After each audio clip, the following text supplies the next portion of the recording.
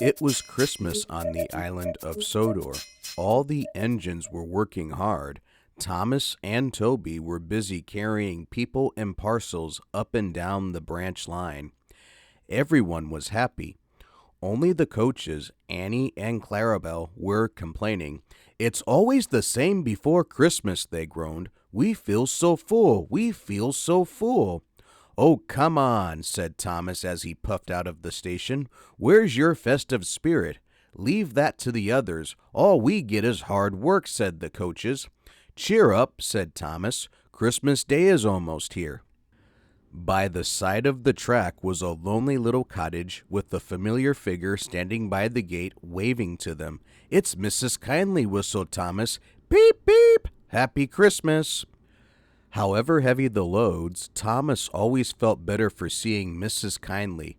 "Christmas just wouldn't be Christmas without Mrs. Kindly," he said, and puffed thoughtfully on.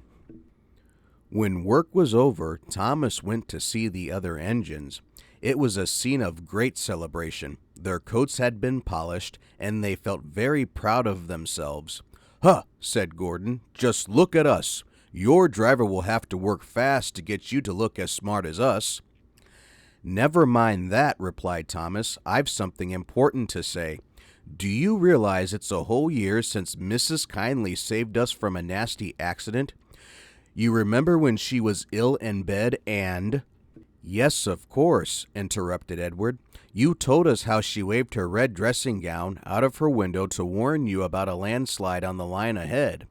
"And you and Toby gave her presents," Percy joined in, "and the Fat Controller sent her to Bournemouth to get better." "But," said James and Henry together, "the rest of us have never really thanked her properly." "Exactly," said Thomas triumphantly. "So now I think we should all give her a special Christmas party." The big engines were delighted, and so were their drivers and firemen. "We'd like that," they said. "A party will be fun. We'll ask the Fat Controller." The drivers felt sure that the Fat Controller would agree, as indeed he did. "A party for Mrs. Kindly?" said the Fat Controller. "What a splendid idea, Thomas. Mrs. Kindly is a very good friend to us all." Everyone was looking forward to the party, and the engines were soon making plans. Then suddenly silence fell.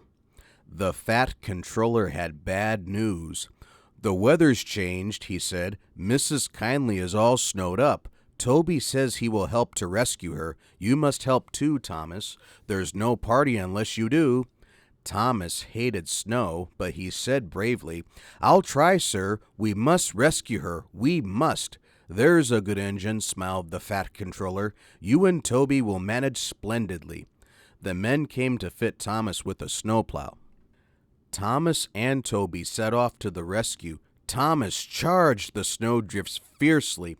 Sometimes he swept them aside, sometimes they stuck fast.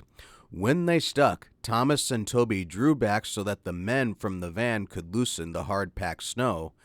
Then on they went again. It was hard and tiring work for everybody, but when they came to the cutting near the cottage, they could go no further. "Look at that!" exclaimed Thomas's fireman. "Beep, beep, beep! Here we are," whistled Thomas. The snow was so deep round the house that the answering wave had to come from an upstairs window. "Toot, toot, toot! So are we," came a voice from behind the cottage.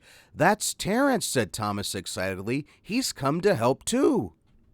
Sure enough, Terence had a snowplow and was working hard to clear a path to the railway line and safety. At long last, the rescue was complete. Percy arrived to take the tired workmen home. Terence said goodbye to Mrs. Kindly and promised to take care of her cottage as he watched them all set off. The engines made good time. No more snow had fallen, but the yard was dark when they arrived at Tidmouth. The shed doors were shut. There was silence, and there was no one to be seen. Thomas's heart sank. Then suddenly all the lights went on. What a marvelous sight awaited Mrs. Kindly. "Well done," said the fat controller, smiling happily. "I'm really proud of you all." Mrs. Kindly especially thanked the smaller engines. "Thomas and Toby are old friends," she said, "and now, Percy, you are my friend too."